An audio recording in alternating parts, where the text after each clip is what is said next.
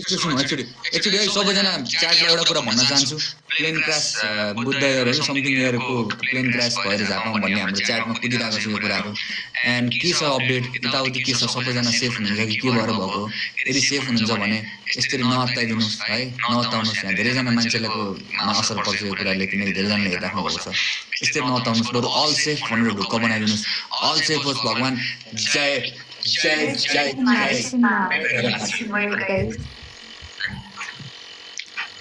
होइन त्यो उ चाहिँ नगर राजाहरू अल सेफ लेखेर बरु ढुक्क बनाऊ अलिकति राम्रो पोजिटिभ कुराहरू लेख होइन जय भैरवनाथ ल गाउँदेखि सहरसम्म को तलपट्टिको फोटो थियो यो कविताको आजको शीर्षकै है दाइ गाउँदेखि सहरसम्म तर आज कविता होइन अब अलिकति स्टोरी टाइपको हुन्छ होला दाइ ओके तर अलि इन्ट्रेस्टिङ तर पारामा हुनु अलिकति जहिले इन्ट्रेस्टिङ हो तर हामीहरू एक्साइटेड छौँ ब्याकग्राउन्ड चाहियो होला है ब्याकग्राउन्ड त मान्छेले हान्छ त्यसले एक्चुअली हान्छ ब्याकग्राउन्ड बिना भन्छु मलाई त्यो डर लाग्छ मेरै भाइ हो चाहिँदैन यस्तो कोही मान्छे सुन त ल ठिक छ ल सुन लेट्स गेट इट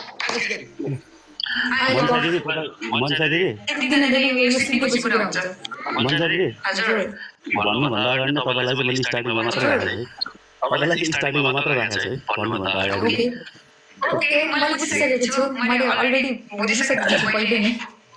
शीर्षक चाहिँ गाउँदेखि सहरसम्म है गाउँको सालो र बाटो जहाँ सपनाभन्दा पहिले अभाव र सङ्घर्षका पाइलाहरू यात्रा गर्ने गर्थे त्यही गाउँको गोरेटोमा हुर्किएका एक भाइ एक दिदी जो सँगै साथमा हुर्थे घरको जिम्मेवारीले दिदी उमेरभन्दा छिटो परिपक्व बनेकी थिइन् आमाको थाकान बाबाको शून्यता घरको जिम्मेवारी भाइको भविष्य आफ्नो आँखामा उसको सपनाभन्दा पहिले यही कुराहरूले घर छेउने गरेको थिए भाइ थोरै चकचके थोरै अबुझ उसलाई उमेरले अझै परिपक्व हुन दिएको थिएन तर पनि कहिलेकाहीँ एकान्तलाई साथी बनाएर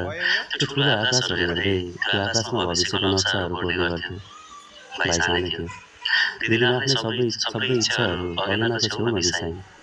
भाइको किताबका कापीमा अब दिदीका सपनाहरू खोल्न थालेका थिए दिदी कहिलेकाहीँ भाइलाई भन्ने गर्थिन् भाइ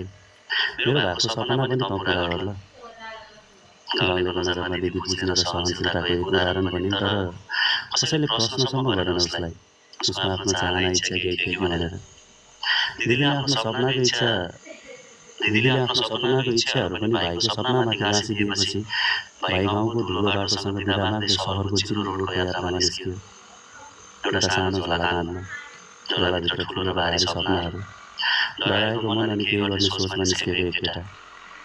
ऊ निस्किएको थियो अब गाउँको धुलो दैलो नागेर सहरको दैलोभित्र पस्नलाई उसको सोच र साहस जस्तो सजिलो कहाँ थियो र त्यो सहर उपभौतारीले गर्थे जसरी अन्जान सहरमा उपभौतारीले गर्थे जसरी मरुभूमिमा पानीको खोजीमा कुनै बटुवा भौतारी गर्छ ऊ आफ्नो सफलतालाई पाउनका लागि यसरी तड्पिएको थियो कि जसरी बल्छीमा परेको माछा ज्यान बचाउनबाट तड्पिने गर्छ गाउँको 25 सडकले पाल पार्न नसकेका उसका चप्पलहरू त्यो सहरको चिल्लो रोडले पाल पारेका थिए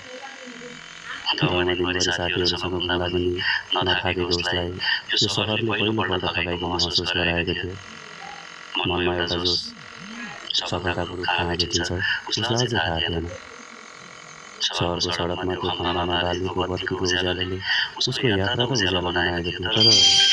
सफलताको सडकहरू उसको पाइलाले कहिले भेटेको थिएन उसको पाइलाहरू चाहिँ सफलता भेट्न यति आत्तिएका थिए जति भिडमा आफ्नो सन्तान हराएको एउटा आमा आत्तिने गर्छ दिदीको थकान आजको खबर फर्किएपछि अर्को सम्झना दिदीको सपना आमाको हाँसो निभाउनु पर्ने केही जिम्मेवारी उसलाई निभाउन त्यति सजिलो थिएन त्यो सहरको बन्द कोठाभित्रको समय घडीको सुईको टिकटिक आवाजमा पनि तर्सिने भएको थियो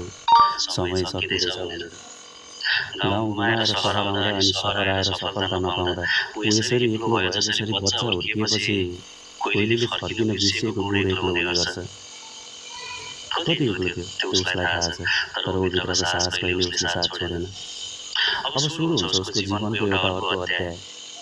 त्यो त्यो सहरले उसलाई के दियो थाहा छैन, तर उसले आफ्नो नाम नै त्यो सहरलाई बेचिदियो, पारस बम ठकुरी।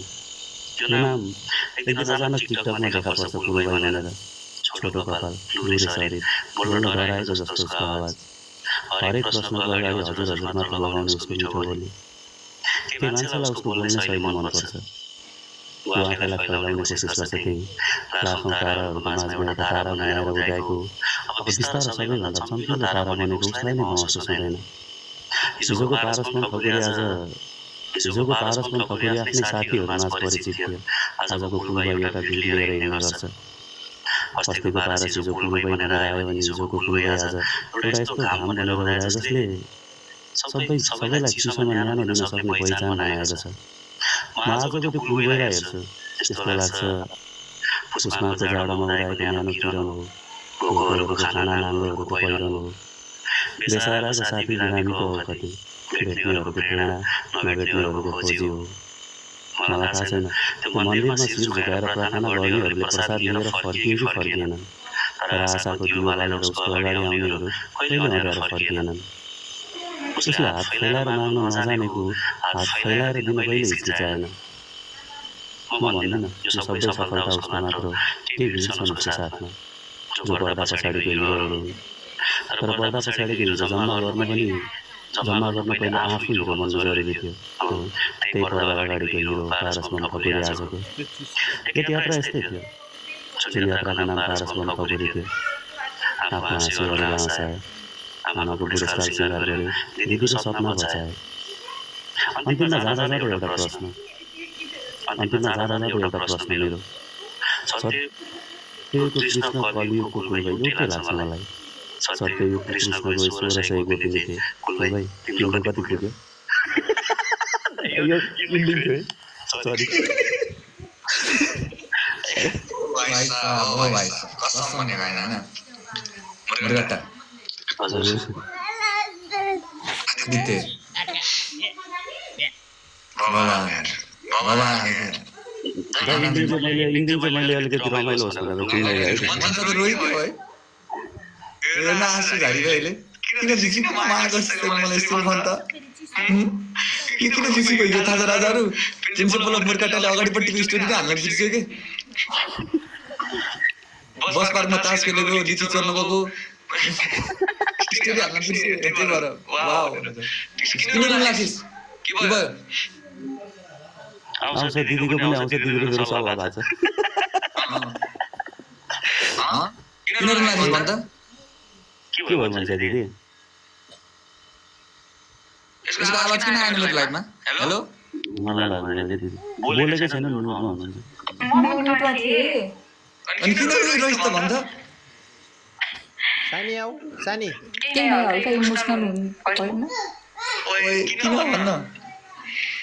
नराम्रो ड्रागो सौरोको सुहाउँदैन दिदी सरी है।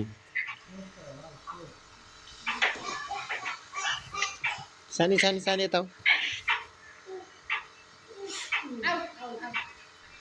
मेरो यहाँ सर दिदी नरुनु तपाईँ हुन्छ जब मलाई अहिले चाहिँ रोगो सुहाएन कि बरु त चिच्चा करा हैन किन रुन लाग्छस् गाली गर्नु झगडा गर्नु गयो हैन। त्यस म हल्का इमोसनल भएको थियो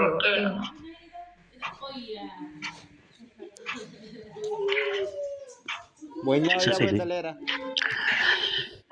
एकदम राम्रो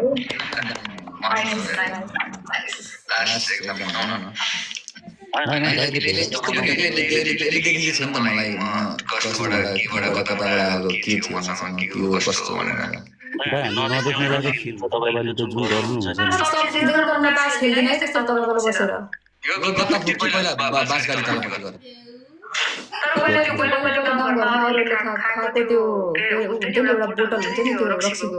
त्यो बेचेर बरफ खाएको यस्तो काम पनि गरेँ होइन है मैले भन्थेँ किन बरफको बर्फी बेच्न ल्याउँथ्यो त्यो चाहिँ खाएको थिएँ मैले यस्तो काम गरेँ होइन यसलाई सुहाउँदैन कि रोगो सुहाउँदैन मन्जलाई होइन यो त्यो ठुल्नको लागि बनिदिनुहोस् के यो त साइन गर्नको लागि हो बुझिनुहोस् अनि साइन गर्नको लागि यस अब हेर यस्तो लाइफ लाइफमा अप्स एन्ड डाउन सबैको छ। हाम्रो भ्युअर्स जति पनि हुनुहुन्छ सबैको लाइफमा अप्स एन्ड डाउन, सबैको साथीहरू छन्, सबैको दिदी बहिनी छन्, सबैको यताउति, सबैको नाताको सबैले देखिरहेका छन्, सबै हसल गरिरहेको छ, सबै यताउति भइरहेको छ होइन। अनि तिमीहरूले देखेर पनि आफूहरूले हामीलाई देखेर पनि कोही एकजना प्राउड भइरहेको छ कि बुझेन।